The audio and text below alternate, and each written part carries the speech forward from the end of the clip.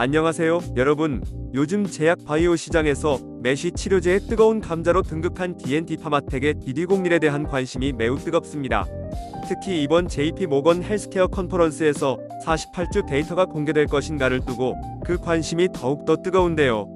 오늘은 부자고양이님께서 최근에 공유해주신 IR 통화 내용과 현업자의 관점에서 바라본 임상 실무 내용을 바탕으로 이번 컨퍼런스에서 어떤 정보들이 오고 갈지 심층 분석해 보겠습니다.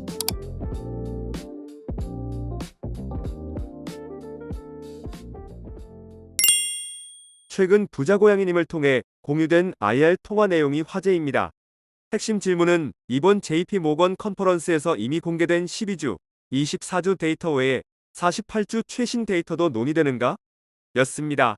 이에 대해 회사는 빅파마와는 대규모 기술 도입을 논의하기 때문에 외부에 공개되지 않은 다른 수준의 임상 정보들이 공유될 것이라고 답한 부분이 있어 많은 주주들에게 기대감을 불러일으켰습니다.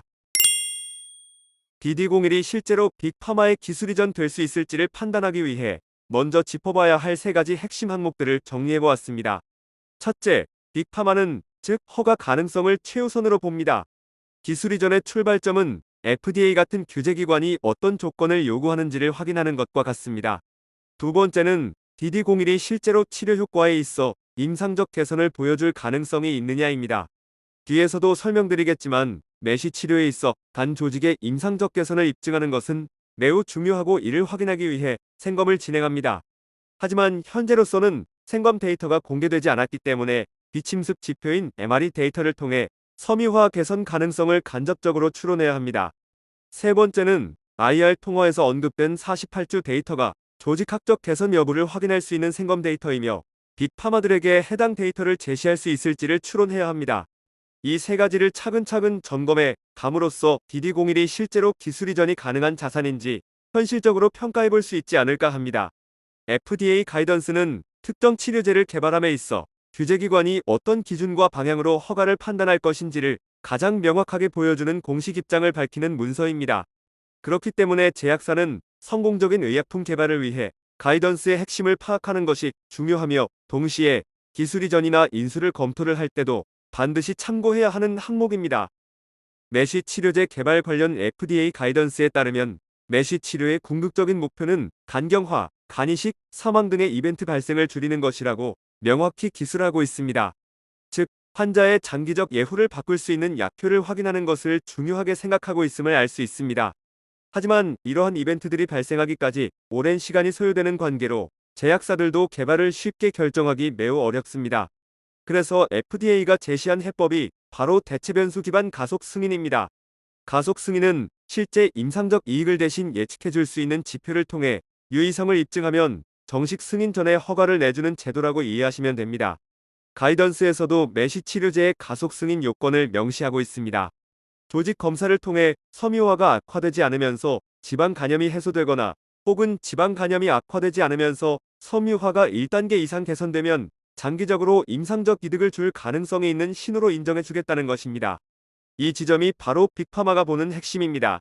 즉, 어떤 후보 물질이 이 두 가지 조건을 충족할 가능성이 있느냐, 그리고 이를 합리적인 기간 안에 임상으로 증명할 수 있느냐가 기술 이전이나 인수 검토의 출발선이 됩니다. 그래서 빅파마는 해당 약물이 가이던스가 요구하는 조직학적 개선에 도달할 수 있는 구조인지, 그리고 그 데이터를 언제쯤 확보할 수 있는지를 가장 먼저 따져보게 됩니다. 그러면 DD01이 빅파마가 관심 있어 하는 핵심 요소에 답을 할 수 있는 구조로 설계되었는지를 확인하기 위해 이상 임상 시험의 개요를 살펴볼 필요가 있습니다.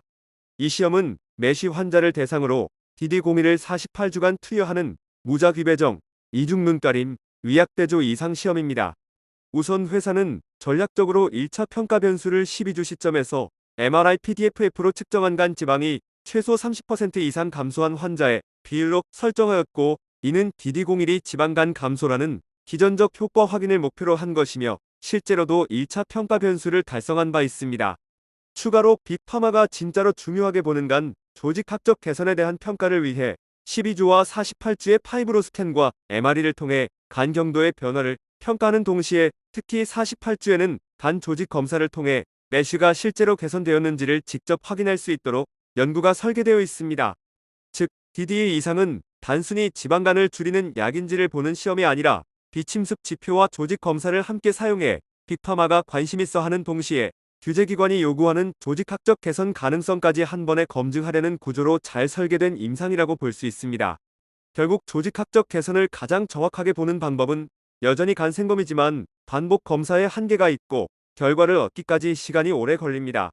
그래서 임상시험에서는 생검 이전 단계에서 가능성을 가늠할 수 있는 비침습 지표가 중요해집니다. 그중 가장 주목받는 도구가 바로 MRI, 자기 공명 탄성 영상입니다. 본 슬라이드에 실린 메타 분석 결과를 보면 MRI는 섬유화 2단계 이상을 구분하는데 매우 높은 정확도를 보입니다. AUC 값이 약 0.84에서 0.92 수준으로 섬유화가 진행될수록 진단 정확도는 더 높아집니다. 그래서 DDE 이상에서 12주와 48주의 MRI를 반복 측정하는 것은 단순한 참고 자료가 아니라 생검 결과가 나오기 전에 이미 섬유화가 좋아지는 방향으로 가고 있는지를 미리 확인하기 위한 전략이라고 볼 수 있습니다. 만약 MRI 상위간 경도가 의미 있게 감소한다면 이는 조직학적으로도 섬유화가 개선되고 있을 가능성이 높다는 신호로 해석할 수 있고 이후 나올 생검 결과에 대한 기대치를 합리적으로 설명할 수 있게 됩니다. DD01의 12주 MRI 결과를 보면 MRI로 측정한 섬유화 지표가 위약군 대비 통계적으로 유의하게 개선되었습니다. 이 효과는 전체 환자군뿐 아니라 임상적으로 가장 중요한 F2, F3 섬유화 환자군에서도 동일하게 확인되었습니다. 따라서 12주라는 비교적 짧은 기간의 MRI가 의미 있게 감소했다는 것은 섬유화가 악화되지 않았다는 수준을 넘어 실제로 개선 방향으로 움직이고 있을 가능성이 높다는 신호로 해석할 수 있습니다. 또한 이 시험에서는 48주 시점에 간 조직 검사를 통해 메쉬의 조직학적 개선 여부를 직접 평가하도록 설계되어 있습니다. 즉, 12주 MRI 개선이 48주 조직학적 개선으로 이어질 수 있는 가능성이 있음을 시사합니다. 현재 시점에서는 12주 MRI 데이터만으로 확정적인 결론을 내릴 수는 없지만 적어도 조직학적 개선으로 이어질 수 있는 방향성이 초기부터 관찰되고 있다는 점은 빅파마나 규제기관 입장에서 충분히 의미 있게 해석될 수 있는 신호라고 볼 수 있습니다. DD01 이상 임상시험이 지금 어느 단계에 와 있는지, 그리고 앞으로 어떤 절차를 거쳐 결과가 공개될지를 정리한 타임라인입니다.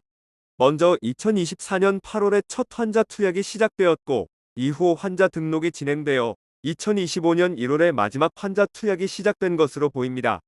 이후 모든 환자는 48주 동안 치료와 관찰을 받게 되기 때문에 마지막 환자의 관찰이 끝나는 시점은 대략 2026년 1월 초로 추정됩니다. 이 시점이 되면 모든 환자의 48주 데이터가 병원 차트를 거쳐 전자증내기록서에 입력이 완료되었을 것으로 추정됩니다. 이후에는 입력된 데이터가 정확한지 누락이나 오류가 없는지를 확인하는 데이터 클리닝 작업이 진행되고 이후에 더 이상 데이터 수정이 필요 없는 상태에서 데이터베이스 락이 이루어질 것이고 그 다음 통계 분석을 진행하여 최종 결과 보고서를 작성할 수 있게 됩니다. 조직학적 개선 여부를 판단할 수 있는 48주 생검 결과는 회사가 발표한 대로 2026년 상반기쯤에야 확인할 수 있을 것으로 예상됩니다. 그러면 JP 모건 헬스케어 컨퍼런스 시점까지는 48주 조직 생검 결과가 안 나오는 것 아니냐고 생각하실 수도 있으실 텐데요. 반드시 그렇지만은 않다는 것을 말씀드리고자 합니다. 원칙적으로 정식 통계 분석은 데이터 클리닝을 완료, 데이터베이스 락의 과정을 거쳐 진행되는 것이 맞습니다. 그래서 공식 통계 분석 결과를 발표하기 어려운 것은 사실입니다. 그러나 현실의 임상 운영은 조금 다릅니다.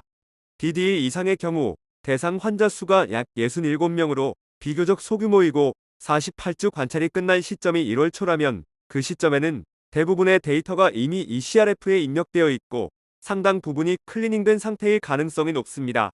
그래서 모든 데이터가 완벽하게 정제되지 않았더라도 언클린드 데이터를 기반으로 한 탐색적 통계 분석이나 트렌드 분석은 충분히 시도해 볼 수 있습니다. 물론 이 데이터는 공식 발표용이 아니라 내부 판단이나 파트너 논의용 자료라는 전제가 붙습니다. 이런 맥락에서 보면 1월 15일 JPM 컨퍼런스에서 48주 조직생검에 대한 확정 결과를 공개하기는 어렵겠지만 조직학적 개선 가능성에 대한 예비적 시그널 같은 형태로는 충분히 논의 테이블에 올릴 수 있는 상황으로 추정됩니다. 결론적으로 JP 모건 컨퍼런스에서 48주 조직생검 데이터는 전혀 언급될 수 없다고 단정하는 것은 과도한 해석이고 적어도 현재까지 확보된 최신 48주 데이터의 일부는 형태와 수준은 다르더라도 논의 테이블에 올라갈 가능성이 충분히 있다고 볼 수 있습니다.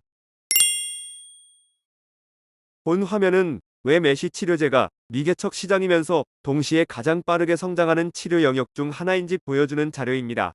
보시는 것처럼 2024년 메시 치료제 시장 규모는 약 1억 8천만 달러 수준으로 아직 매우 작습니다. 하지만 이는 수요가 없어서가 아니라 그동안 승인된 치료제가 없었기 때문입니다. 즉, 치료제가 없어서 시장이 형성되지 못했던 전형적인 미개척 시장입니다.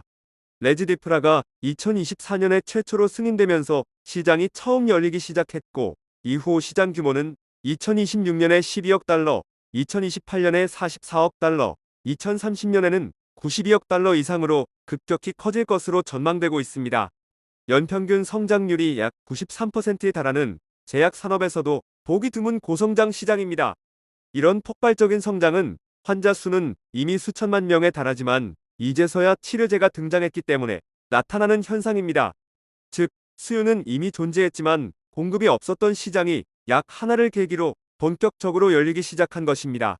그래서 메시 치료제 시장은 단순히 성장하는 시장이 아니라 이제 막 열리기 시작한 가장 매력적인 미개척 치료 시장 중 하나라고 볼 수 있습니다. 최근 FDA는 GLP-1 계열 약물인 세마글루타이드를 메시 치료제로 가속 승인했습니다.